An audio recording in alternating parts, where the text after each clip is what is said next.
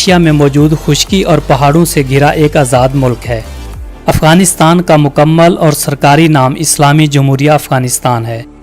افغانستان کا کل رقبہ 6,52,237 مربع کلومیٹر رقبے کے ساتھ دنیا میں 40ویں نمبر پر آنے والا ملک ہے۔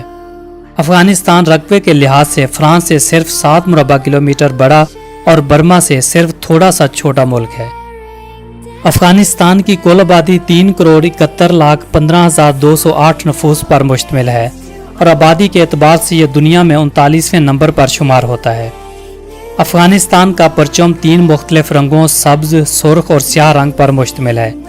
اس پرچم کو 19 اگست 2013 کو اپنایا گیا، لیکن 20ویں صدی سے اس طرح کا ڈیزائن افغانی پرچم میں استعمال ہوتا رہا ہے۔ افغانستان کا دارالحکومت کابل ہے۔ افغانستان میں رہنے والے باشندوں کو افغان اور اس کی کرنسی کو افغانی کہا جاتا ہے۔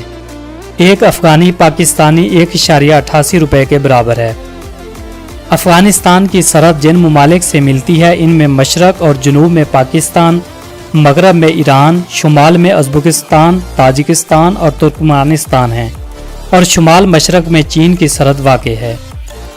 افغانستان میں 99% لوگ مسلمان ہیں، جبکہ 1% میں عیسائی، بدھ مت اور ہندو وغیرہ شامل ہیں۔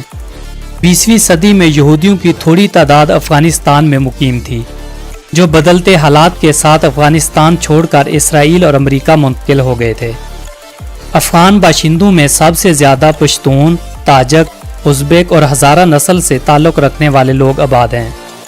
افغانستان کی قومی اور سرکاری زبان پشتو اور فارسی ہے، جبکہ علاقائی حساب سے ازبک، ترکمان، بلوچی، پاشیائی اور نورستانی زبان بھی بولی جاتی ہے۔ ملک میں غیر ملکی افراد کے آنے جانے کی وجہ سے اردو، انگریزی اور دیگر غیر ملکی زبانوں کا استعمال بھی کیا جاتا ہے۔ افغانستان میں تعلیم کی شرح 15 سال سے زائد عمر کے افراد میں صرف 27% ہے، جبکہ پوری آبادی کی شرح خواندگی 38.2% ہے، جس کا مطلب ہے کہ افغانستان کے 100 افراد میں سے 60 افراد لکھنے اور پڑھنے جیسے عمل سے محروم ہیں۔ افغانستان صحت کے حوالے سے انتہائی پسماندہ ممالک میں شمار ہوتا ہے۔ ملک میں زچگی کے دوران 1 لاکھ خواتین میں 396 اپنی زندگی کی بازی ہار جاتی ہیں۔ 1000 زندہ پیدا ہونے والے بچوں میں موت کی شرح 66 سے 112 ہے۔ گزشتہ چند دہائیوں سے افغانستان میں معذور افراد کی تعداد میں بہت زیادہ اضافہ ہوا ہے۔ افغانستان میں زندگی کی اوسط شرح 60 سال ہے۔ گلوبل حقوق کی ایک رپورٹ کے مطابق افغانستان میں 90% عورتوں کو جنسی تشدد، جسمانی تشدد اور جبری شادی کا سامنا کرنا پڑتا ہے، اور ان جرائم کے مرتکب افراد میں ان خواتین کے گھر والے اور خاندان شامل ہوتا ہے۔ 2017 میں اقوام متحدہ کی طرف سے شائع کی گئی ایک رپورٹ میں بتایا گیا کہ ان جرائم میں ملوث افراد کو سزا نہیں دی جاتی۔ افغانستان ایک خشک اور پہاڑی علاقہ ہے۔ سلسلہ ہندو کش ملک کے بیشتر حصے میں پھیلا ہوا ہے۔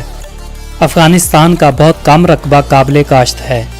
یہاں کے لوگوں کا عام پیشہ مویشی پالنا اور زراعت ہے۔ افغانستان کی زرعی پیداوار میں انگور، سیب، سردا، گرما، انار اور خشک میوہ جات پیدا کرنے والا دنیا میں بڑا ملک شمار ہوتا ہے۔ افغانستان کے قدرتی وسائل میں کوئلہ، تانبا، آئرن، لیتھم، یورینیم، کرومائٹ، سونا، زنک، ٹیلک، سلفر، لیڈ، سنگ مرمر، قدرتی گیس، پیٹرولیم اور دنیا کے انتہائی قیمتی پتھر شامل ہیں، لیکن کئی سالوں سے حالت جنگ میں رہنے کی وجہ سے افغانستان ان وسائل کو بروئے کار نہیں لا سکا۔ افغانستان کی کل GDP 72.911 بلین $، ہے۔ افغانستان پہاڑی علاقہ ہونے کی وجہ سے یہاں اکثر زلزلے آتے رہتے ہیں۔ 1998 میں تخار کے علاقے میں آنے والے شدید زلزلے میں 5000 کے قریب لوگ لقمہ اجل بنے اور ہزاروں کی تعداد میں زخمی بھی ہوئے۔ افغانستان کی 42% سے زیادہ آبادی ایسے افراد کی ہے جو روزانہ 100 روپے سے بھی کم پیسے کماتے ہیں۔ یہی وجہ ہے کہ افغانستان کو غیر ملکی امداد پر انحصار کرنا پڑتا ہے۔ پوری دنیا میں ڈرگز پر نظر رکھنے والی ایک تنظیم کی رپورٹ کے مطابق 2003 میں پوری دنیا میں پیدا کی جانے والی افیون میں 45% صرف افغانستان میں پیدا ہونے والی افیون تھی۔ पूरी दुनिया में बुद्धा की 2 सबसे पुरानी और बड़ी मूर्तियां भी अफगानिस्तान में थीं, जिन्हें 2001 में तालिबान ने मिस्मार कर दिया। दुनिया का दूसरा सबसे बुलंद तरीन मीनार अफगानिस्तान में है, जिसका नाम मीनारत ऑफ जान है। ये मीनार दुनिया के आलमी विरसा में शामिल है। अफगानिस्तान की लड़कियां बहुत खूबसूरत और इंतहाई सैर अंगेज आँखों की मालिक होती हैं। अफगानिस्तान में लड़कियों को मॉडर्न ड्रेस पहनने की इजाज़त नहीं है। कोई भी औरत या लड़की बुर्का पहने बगैर घर से बाहर नहीं निकल सकती। अफगानिस्तान में जुमेरात को पोएट्री नाइट भी कहा जाता है। इस महफिल में बच्चे, जवान और औरतें भी शामिल होती हैं। पोएट्री नाइट के अख्ताम पर मेहमानों की चाय और लजीज खानों से तवाज़ो की जाती है। अफगानिस्तान में 4 दरिया हैं, लेकिन फिर भी मुल्क में पानी की शदीद कमी है। काबुल में 2 KFC रेस्टोरेंट हैं, जिनका मतलब केंटकी फ्राइड चिकन नहीं बल्कि काबिल फ्राइड चिकन है। अफगानिस्तान में 18 मिलियन से ज़्यादा लोग मोबाइल का इस्तेमाल करते हैं, जबकि 16,000 के करीब लैंडलाइन फ़ोन का इस्तेमाल करने वाले हैं। मुल्क में इंटरनेट इस्तेमाल करने वालों की तादाद 16,70,000 के करीब है। अफगानिस्तान में फेसबुक इस्तेमाल करने वाले 4 लाख के करीब हैं।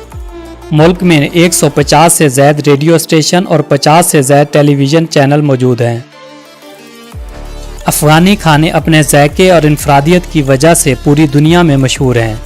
अफ़गानिस्तान के रिवायती खानों में अफ़गानी पुलाव, खमीरी रोटी और अफ़गानी टिक्का काबिल ज़िक्र हैं। अफ़गानिस्तान को इंतज़ामी लिहाज से 34 सूबों और 400 सूबाई अजला में तकसीम किया गया है। ऐनी एतबार से अफ़गानिस्तान की 3 बुनियादी शाखें एग्जीक्यूटिव, कानून साजी और अदलिया शामिल हैं। अफ़गानिस्तान 1946 से अक़वाम मुत्तहिदा का मुस्तकिल रुकन है। अफ़गानिस्तान अपने हमसाया ममालिक चीन, ईरान, पाकिस्तान, ताजिकिस्तान, तुर्कमानिस्तान के अलावा दुनिया के दीगर बहुत से ममालिक से दोस्ताना सफारती ताल्लुकात रखता है। अफ़गानिस्तान में 4 बैनुल-अक़वामी हवाई अड्डे हैं।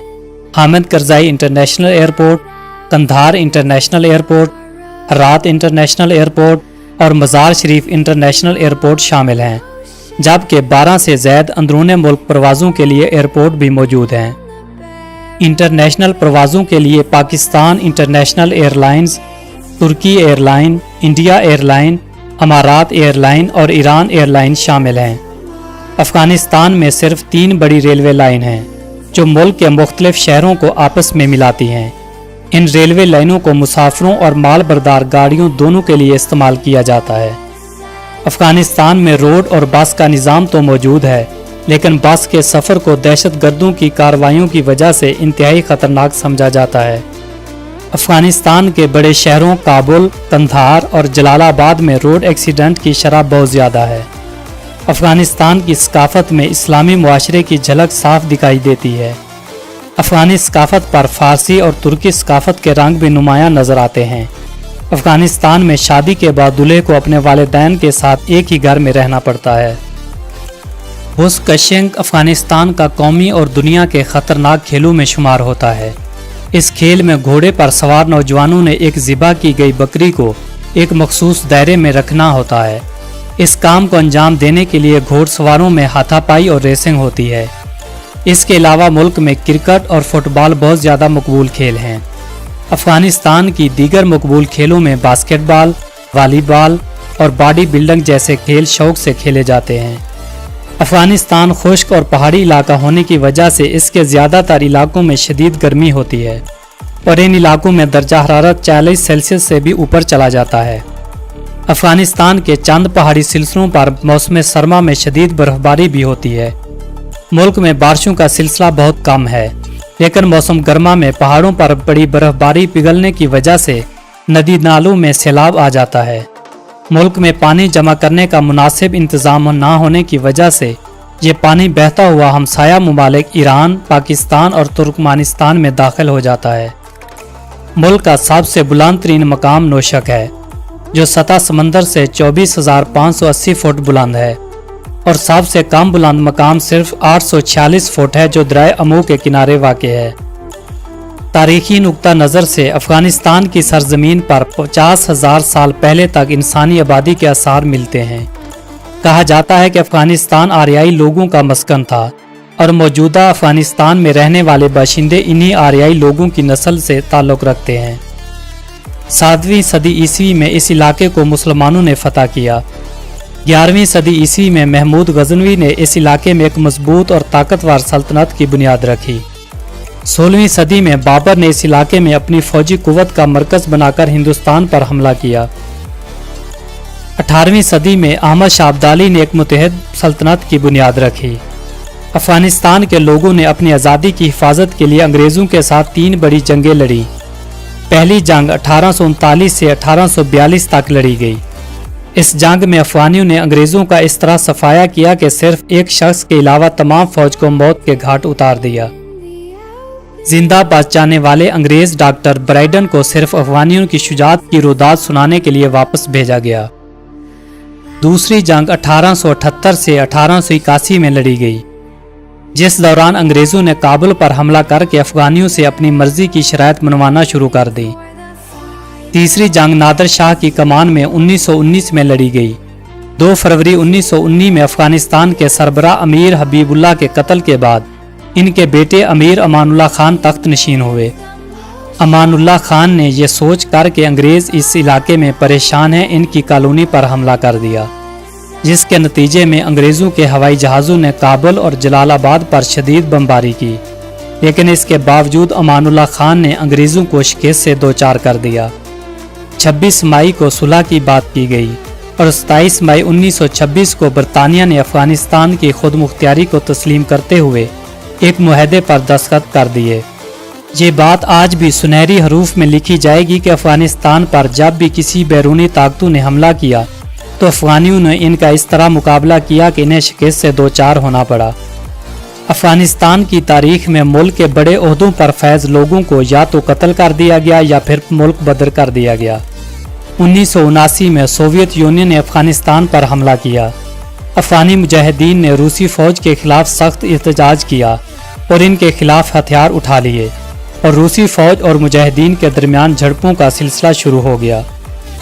ان جھڑپوں کے نتیجے میں 35 لاکھ کے قریب لوگ افغانستان سے ہجرت کر کے پاکستان آ گئے۔